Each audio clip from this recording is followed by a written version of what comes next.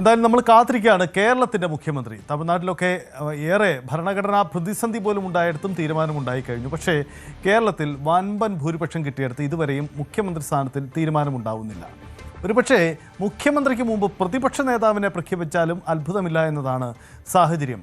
നിലവിൽ ആരാവും പ്രതിപക്ഷ നേതാവ് എന്ന ചോദ്യത്തിന് CPM കേന്ദ്രങ്ങൾ നൽകുന്ന സാധ്യതയും സൂചനകളും പിണറായി വിജയൻ എന്ന പേരിന് തന്നെയാണ്. ഡൽഹിയിൽ തുടരുന്ന പോളിറ്റ് ബ്യൂറോ യോഗത്തിൽ പിണറായിയെ തന്നെ നിർദ്ദേശിക്കാനാണ് സാധ്യത.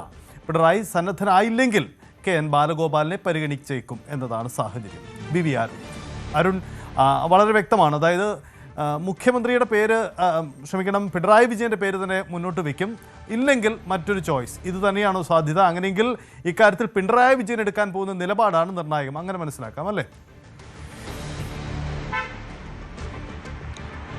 തീർച്ചയായിട്ടും അത് തന്നെയാണ് സാധ്യത. പിണറായി വിജയൻ തന്നെ പ്രതിപക്ഷ നേതാവായിരിക്കും. ഇന്ന് പൊളിറ്റ് ബ്യൂറോ യോഗം അവസാനിക്കും. ആ പൊളിറ്റ് ബ്യൂറോ യോഗത്തിൽ ഇന്ന് അതിൽ ഒരു ധാരണയുണ്ടാകും. ഇന്നലെ ജനറൽ സെക്രട്ടറി MA ബേബി തന്നെ അക്കാര്യം വ്യക്തമാക്കിയിരുന്നു. ആരാണ് സംസ്ഥാനത്തെ പ്രതിപക്ഷ നേതാവെന്ന് പൊളിറ്റ് ബ്യൂറോയിൽ ധാരണയുണ്ടാകും. പക്ഷേ പ്രഖ്യാപനം ഇന്നുണ്ടാകണമെന്നില്ല. കാരണം നാളെ CPMൻ്റെ സംസ്ഥാന സെക്രട്ടേറിയറ്റ് ചേരുന്നുണ്ട്. മറ്റന്നാളും അതിനടുത്ത ദിവസവും 2 ദിവസങ്ങളിലെ സംസ്ഥാന കമ്മിറ്റിയും ചേരുന്നുണ്ട്. ആ യോഗങ്ങളിലാകും അന്തിമ തീരുമാനമുണ്ടാവുക.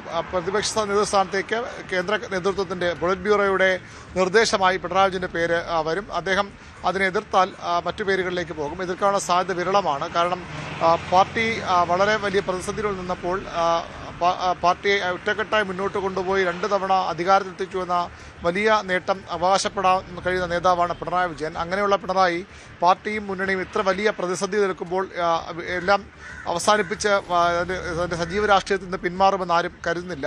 ഈ വെല്ലുവിളി കൂടി ഏറ്റെടുത്ത് ഒരുപക്ഷേ 5 വർഷവും പിണറായി പ്രതിപക്ഷ സ്ഥാനത്തേക്ക് ഉണ്ടാകില്ല, പകരം ഒരു ചെറിയ കാലയളവിലേക്ക് 2 വർഷമെങ്കിലും ആ വെല്ലുവിളി ഏറ്റെടുത്തുകൊണ്ട് പാർട്ടിയും മുന്നണിയും ശക്തിപ്പെടുത്താനാകും പിണറായി തീരുമാനമെടുക്കുക എന്ന് കരുതുന്നവരാണ് ഏറെയും.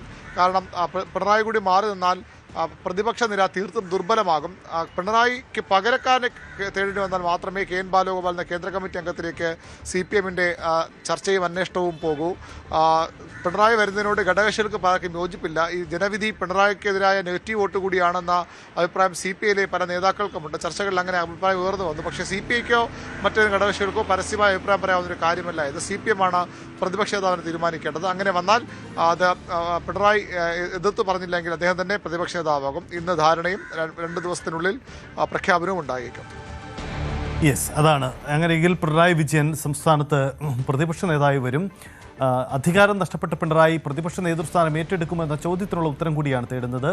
അങ്ങനെയെങ്കിൽ കോൺഗ്രസിൻ്റെ ഒരു പുതുമുഖ മുഖ്യമന്ത്രിയും പ്രതിപക്ഷ നേതാവായി പിണറായി വിജയനും സവിശേഷമായ ഒരു പോർമുഖമായിരിക്കും ഒരു പക്ഷേ നമ്മുടെ നിയമസഭകളിലും മറ്റും ഉണ്ടാവാൻ പോകുന്നത്. കൂടുതൽ വാർത്തകൾക്ക് News 18 കേരളം യൂട്യൂബ് ചാനൽ സബ്സ്ക്രൈബ് ചെയ്യുക.